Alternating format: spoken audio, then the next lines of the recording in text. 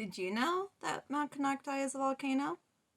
We're going to go over a bunch of fun facts about the majestic mountain over in Kelseyville, California, Mount Konocti. My name is Cheyenne Blue. I'm a real estate agent with Country Air Properties, and I like going over lots of fun facts about Lake County in general and just kind of educating people a little bit more on the facts surrounding Lake County. My family has lived here for 5 generations, so we've accumulated a lot of knowledge, and I also still really love to constantly build my knowledge on the area and do tons of research and everything, so that way I can bring it to my clients and to people that might be interested in coming to Lake County either just as a vacation or anything like that, or even just for the locals to maybe know something that they didn't know before. So yeah, today we're going to talk about Mount Konocti. Don't freak out. It's not a Dante's Peak situation, at least knock on wood. No, Mount Konocti it's considered a dormant volcano. Mount Konocti's last eruption was about 10,000 years ago, around the same time that man came to the area, if you've seen my last video. There's still tons of geothermal activity around Lake County, evidenced by the sulfuric springs that used to be a huge draw for the health seekers in the 1900s. And actually going to be doing a separate video on the hot springs because there's a lot of history that goes into that. I think it's something that's really fascinating, and I really want to bring to you guys as well and just kind of give it its own moment.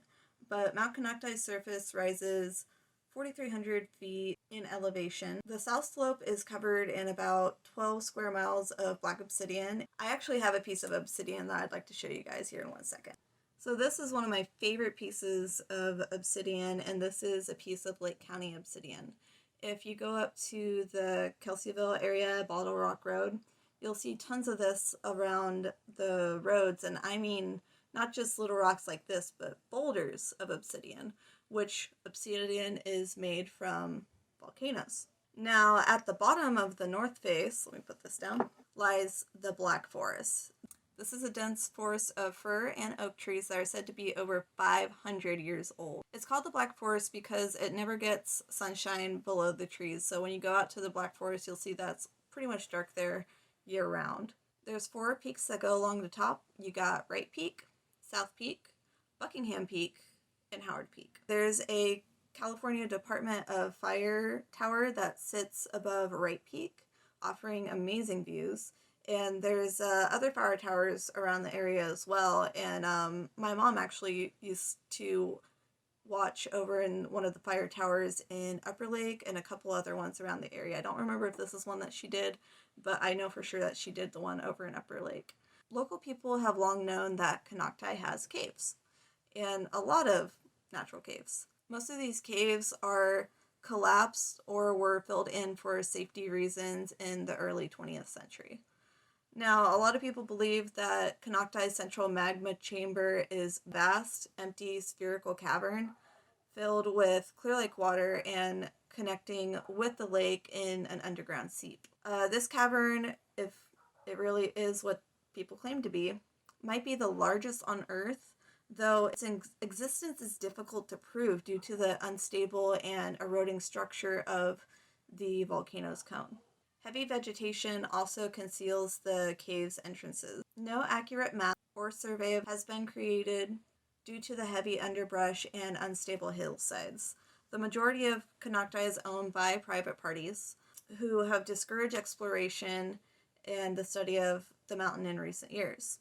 But the county did purchase about 1,520 acres on Konocti, which turned into Mount Konocti County Park in 2011. The Pomo legend has it that in the year 1818, after a long drought, the level of Clear Lake dropped so low that a previously unknown cave on the eastern flank of Konocti was exposed. A group of Pomo men entered the cave and discovered a vast underground lake containing blind fish.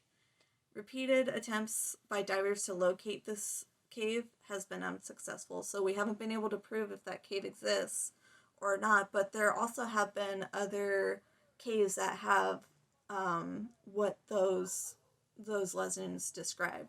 Archaeologists have found that native people, primarily Pomo and Wapo, began inhabiting the area more than 11,000 years ago. The mountain has been a large part of the Pomo spirituality, and it remains sacred to today's descendants. Where the name Konocti came from is still a mystery. With one Pomo language, it means big rock, and in another, it means mountain woman, which makes sense either way, because if you look at the mountain to some, it's the shape of a woman.